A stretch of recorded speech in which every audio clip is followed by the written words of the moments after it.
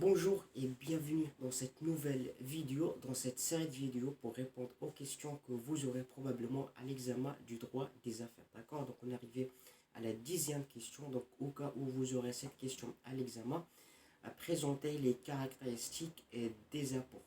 D'accord?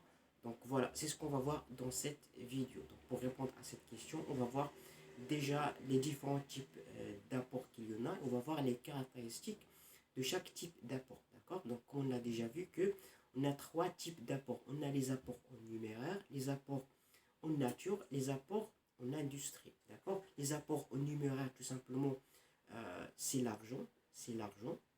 Les apports en nature, ce sont généralement représentés par tout ce qui est en nature, c'est-à-dire on peut la toucher, soit un matériel de transport, des tables, des chaises, des ordinateurs, un matériel de bureau, etc.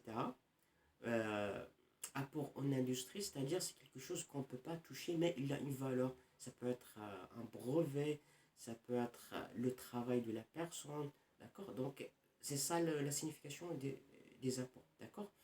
Ce qu'il faut savoir, c'est que pour chaque type d'apport, il a ses propres caractéristiques. Donc, pour les apports en numéraire, donc voilà, pour les apports en numéraire, parmi les caractéristiques des apports en numéraire, c'est que euh, voilà, il faut que l'associé doit libérer au moins le un quart de cet apport au moment de la création. D'accord? Par exemple, le capital d'une entreprise, c'est 100 000 dirhams. Il faut, au début de la création, au moins, il faut libérer obligatoirement un quart. Le un quart de 100 000 dirhams, c'est combien? Je pense 25 000 dirhams. Donc, au moment de la création, il faut libérer 25 000 dirhams. Et par la suite, l'associé peut libérer les autres, l'autre qui reste. D'accord? Donc, dès le moment de la création, il faut libérer un quart, c'est obligatoire. Et le reste, c'est dans le reste du temps. D'accord? Donc, ça, c'est pour l'apport numéraire. Pour les apports nature, c'est que parmi les caractéristiques des apports en nature, c'est que euh, pour les entreprises ou bien pour les sociétés à responsabilité limitée, si la valeur de l'apport en nature dépasse 100 000 dirhams, il faut l'évaluer. Il faut l'évaluer par un commissaire aux apports. Il faut les évaluer. Et si la valeur de l'apport en nature dépasse 50% du capital total, s'il dépasse 50%, il faut aussi faire appel au commissaire aux apports pour les évaluer. Mais si la valeur de l'apport en nature est moins de 50%, ou bien sa valeur est moins de 100 000 dirhams, c'est juste entre les associés, c'est juste les associés qui les évaluent. C'est juste les associés qui les évaluent. D'accord? Ça, c'est pour SARL. Pour SA, c'est obligatoirement tous les apports en nature, il faut les évaluer par commissaire aux apports. D'accord? Ça, c'est pour les apports en nature. Pour les apports en industrie,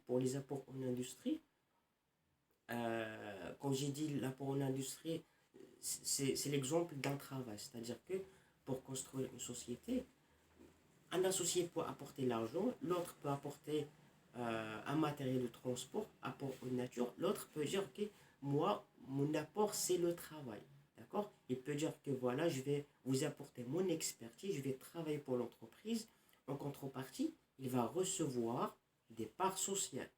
Il a apporté l'apport en industrie, il va recevoir des parts sociales. Mais la valeur de la part, la valeur des apports en industrie, il n'entre pas dans le capital social. On ne peut pas dire que, imaginez-vous que le capital social c'est 100 000 dirhams, on ne peut pas dire que, voilà, il a un apport en industrie de 50 000 dirhams. Il va recevoir des parts sociales, mais sa valeur ne peut pas être comptée dans la totalité du capital social. Et aussi, ce qu'il faut savoir, c'est que les actions, les parts sociales de l'apport en industrie, ils ne peuvent pas être vendus.